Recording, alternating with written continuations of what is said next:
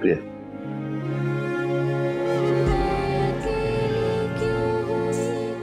बाबा जान।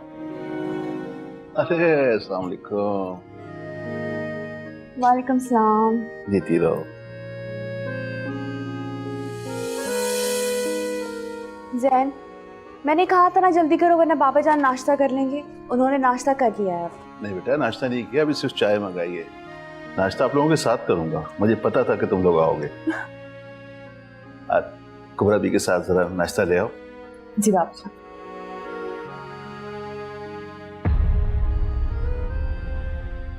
अस्सलाम वालेकुम चाचा जान।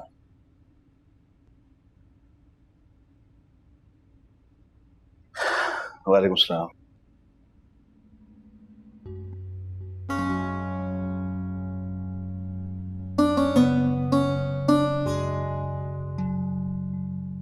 सॉरी चाचा जान, गलती हो गई, फिर से नहीं होगा।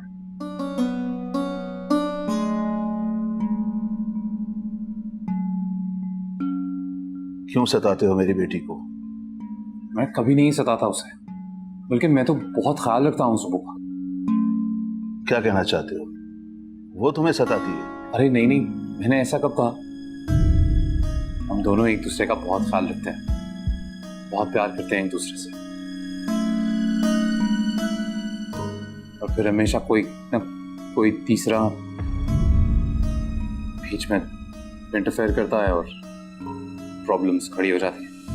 मैं जानता हूं तुम्हारा इशारा किस तरफ है, लेकिन मोहित तो। अरे मोहित कहाँ से आ गया बीच में सजान? इसकी क्या हैसियत है कि मैं मैं स्पेसिफिकली मोहित की या किसी की बात नहीं कर रहा हूँ सजान। मैं तो जनरली कोई भी तीसरा लोग।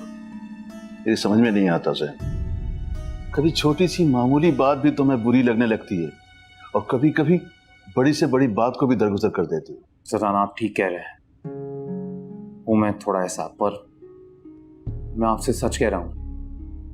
प्रॉब्लम एक्चुअली ये है कि मुझे और सुबोई को किसी तीसरे की जरूरत नहीं है, किसी की इंटरफेरेंस की जरूरत नहीं है। जब भी कोई तीसरा मदाखलत करता है ना, तो हमारे बीच में बदगुमानियां पैदा हो जाती हैं। बदगुमान तो मुझे इस वक्त तुम लग रहे हो।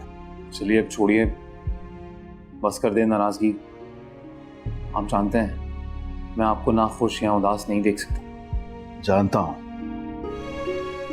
लेकिन अगर तुम अपने चचा को खुश देखना चाहते हो तो उसकी बेटी को खुश क्यों नहीं रखते?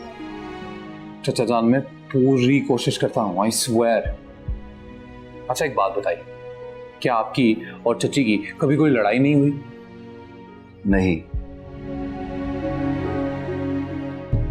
क्योंकि हम दोनों एक दूसरे की छोटी छोटी खुशियों का एहतराम करते थे। चचा जान, आप तो ऐसे बात कर रहे हैं जैसे आपको कोई अंदाजा ही नहीं कि मैं सुबह की ख्वाहिशात का कितना एहतराम करता हूँ, मैं कितना ख्याल रखता हूँ। अभी आपने देखा ही ना, वो जैसा घर चाहती थी, हमेशा से जैसा सोचा उसने, वैसा ही इतना बड़ा प्यारा खूबसूरत घर मैंने उसके लिए बनवाया और फिर उसको उसके नाम भी कर दिया। और आप, तुम्हारी चची ने मेरी बेटियों की तरबियत ऐसी की है कि घर छोटा हो या बड़ा, वो उसमें खुश रह सकती है। चचा जान मैं जानता हूँ, मैं तो बस ये कह रहा हूँ कि मैं सुबह को उतनी खुशियां देना चाहता हूँ जितनी उसने कभी सोची भी ना हो। हाँ बेटा, थैंक यू। मेरी एक बेटी आ गई, दूसरी की कमी शिद्दत से महसूस हो रही है। क्यों ना उसे भी बुला लिया जाए? जी बाबा जान, उसे भी बुला लेते हैं। अच्छा नहीं लग रहा उसके बगैर। वो और मोहित आ जाएंगे तो बहुत अच्छा लगेगा।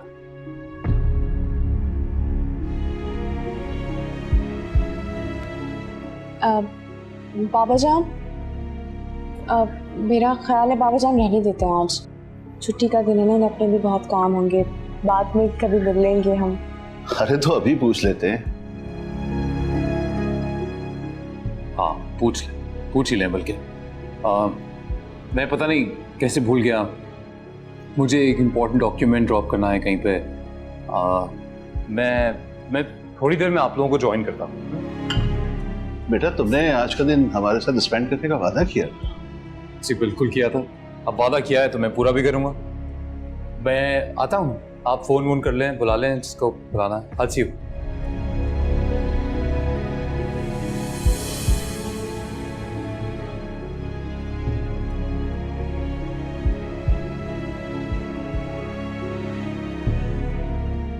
इसका रवैया कभी नहीं बदल सकता। ऐसे क्यों कह रहे हैं बाबा जान? बैठे।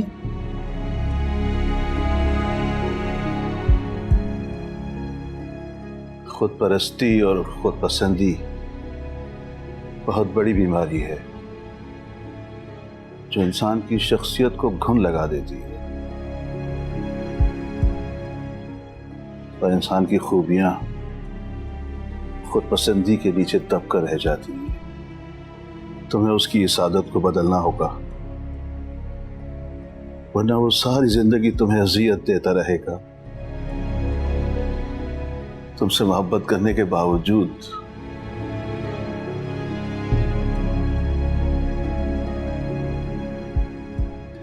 बाबा जान, मैंने कई बार उसे समझाने की कोशिश की, कुछ दिनों के लिए तो ठीक हो जाता है, पर वापस ऐसे कहते हैं ना लोग, आदतें तो बदल सकती हैं पर फितरत नहीं।